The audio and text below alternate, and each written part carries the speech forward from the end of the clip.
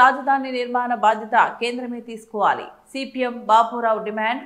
Undavalli centre నుంచి Rayapudi CRDA కార్యాలయం వరకు బైక్ ర్యాలీ. రాజధాని ప్రకటన వచ్చి 11 ఏళ్లు గడిచినా దిక్కుమొక్కు లేకుండా ఉంది.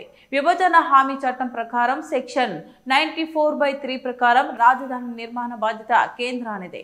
రాజధానికి అవసరమయ్యే మౌలిక సదుపాయాన్ని కేంద్ర ప్రభుత్వమే భరించాలి.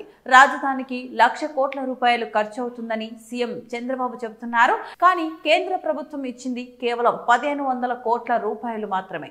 రాజధాని నిర్మాణ ఖర్చులో 1% కేంద్రం ఇచ్చింది.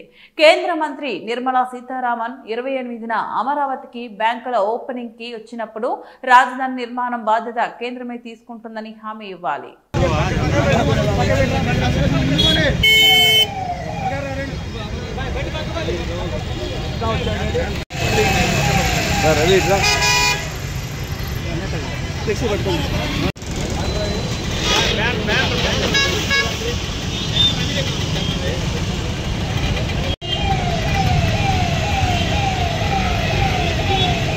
చెప్పండి.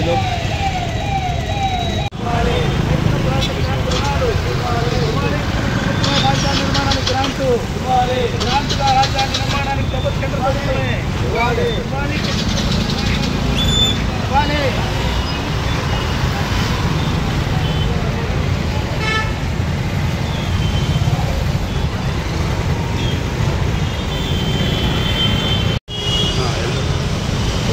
కేంద్ర ప్రభుత్వమే గ్రాంట్గా రాజధాని నిర్మాణానికి కేంద్ర ప్రభుత్వం గ్రాంట్గా రాజధాని నిర్మాణానికి ప్రభుత్వమే గ్రాంట్గా రాజధాని నిర్మాణానికి కేంద్ర ప్రభుత్వమే గ్రాంట్గా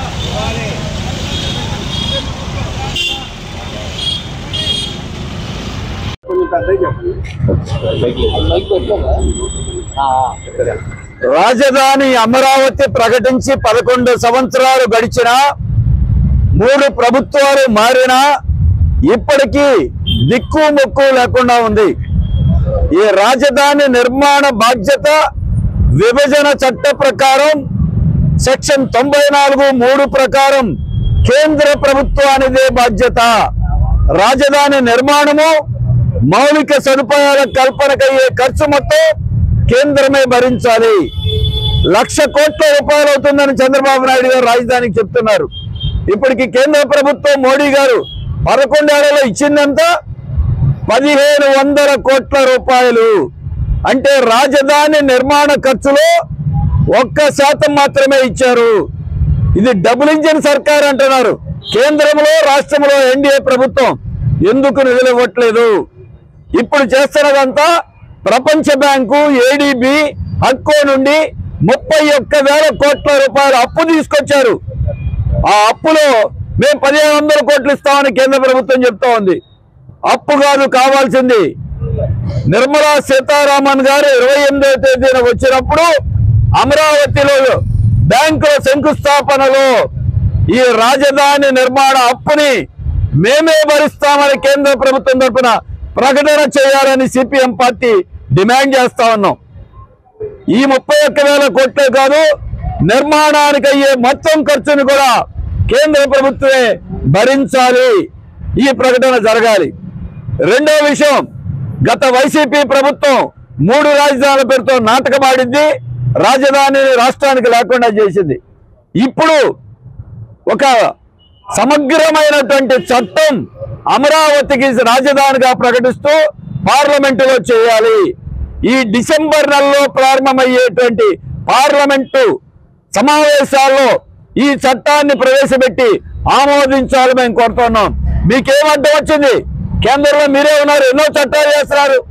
మరి అమరావతి చట్టం ఎందుకు చేయరు? అందుకే నిర్మలా సీతారామన్ గారు దాని మీద కూడా స్పష్టమైన ప్రకటన చేయాలి. మూడోది, కేంద్ర ప్రభుత్వ సంస్థలు 10 ఏళ్ళు అయ్యింది ఇచ్చి స్థలాలు ఎందుకు ప్రారంభించరు? ఇక్కడ ఒక్కటైనా సరే ఇక్కడ ఉన్నటువంటి ప్రజలకి, స్థానికులకి ఉపాధి చూపించే ఒక్క సంస్థ అయినా ప్రకటన చేశారా?